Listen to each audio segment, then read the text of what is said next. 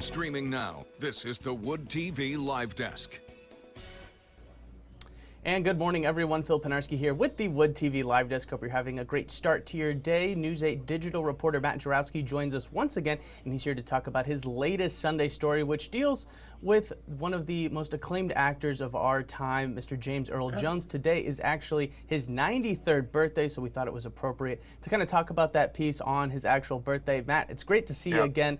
First off, just kind of talk a little bit about James Earl Jones. I mean, when we hear the name, obviously we remember his roles as Darth Vader, his roles on stage. He's won a couple of Tony Awards. He's Mufasa in The Lion King, you know, all these different roles and everything. I mean, was that sort of the reason why you kind of wanted to start looking into his story and maybe find a tie to Michigan?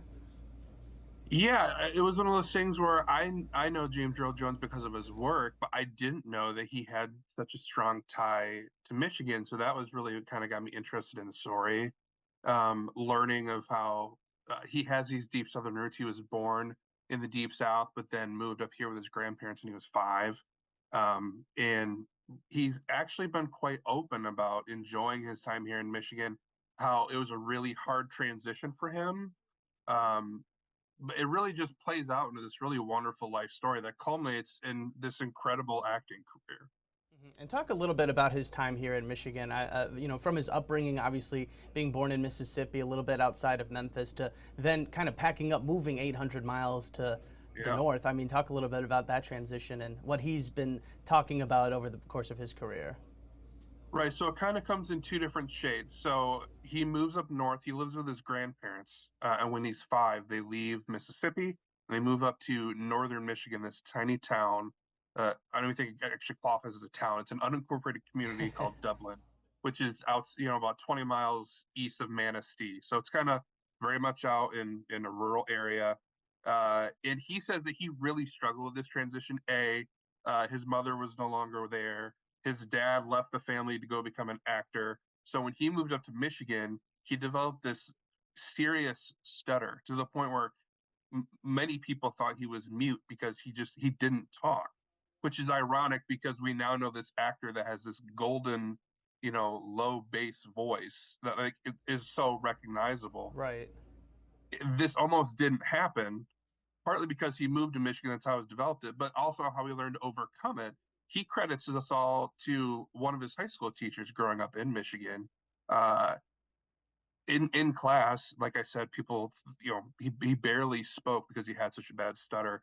But one of his teachers challenged him one day. He noticed that Jones was really kind of attracted to poetry and that he had written a poem, one that the teacher thought was so good that he thought he may have copied it, like plagiarized from another poem. And so he challenged Jones to read it out loud, word for word without having it in front of him. And Jones, kind of looking to stick it to his teacher, stood up, read the poem word for word as he wrote it, and realized that he didn't stutter through it at all. And he realized that having something written on the page, for whatever reason, helped him click in his brain to help get over that stutter. And going forward, that teacher, it motivated him to explore more poetry. That's kind of where he fell in love with Shakespeare, but also to work, on his speaking skills again. And now we have this, an EGOT winner. He's lauded all over the world for being an incredible actor, and that wouldn't have happened without his experiences here in Michigan. Right, and that is kind of the craziest part to imagine, that this great actor, this big booming voice, as you said, it's probably one of the most recognizable voices in all of, our history, really. And the fact that if he didn't move to Michigan, we may not know a whole lot about it. And you mentioned in the article that it was a bit of a struggle for him to transition from Mississippi up to Michigan, but he did eventually, in past interviews, he has talked about how much he did enjoy that. I mean, talk about some of the things that he has said about his time in Michigan since, becoming well-known and really world-renowned. Right, it's something that he opens up to pretty regularly. He doesn't get into a ton of details, but he talks about how much he really enjoyed his time here. Obviously, anytime you're moving into a new community, or especially moving so far away, that's a tough transition. But he really learned to love it here in Michigan. I think he liked the small town aspect of where they lived. He mentioned several times of people that he's still friends with, all these decades later, that are drawn back to northern Michigan, and including that teacher uh, who's long since passed now, has written a book of poems, and they still use that teacher's poems, books of them, to sell to the community to raise money uh, for local issues there. And there's two statues in that high school, one of Jones and one of that teacher. So it's kind of cool to see how that story is still alive there.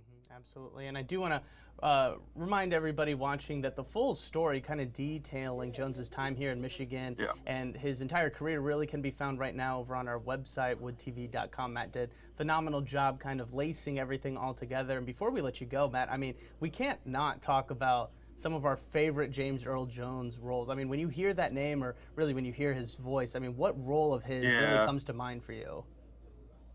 Well, I'm a Star Wars nerd, so I'll always think of Darth Vader first. Right. But he's really done so many things. I mean, even as a kid growing up, seeing him in The Sandlot was always one of my favorite.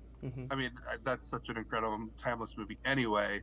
But how he was able to bring gravitas to that character, Terrence Mann in Field of Dreams, and then like you mentioned, Mufasa. I mean, Lion King is an incredible Disney film, and he brings so much added character to that story. So we dive into so much more than that too, especially his, which I don't know as much about, but his Broadway career, how he kind of got his big break, how we came from, studying theater at University of Michigan to making it to New York and becoming this big name actor.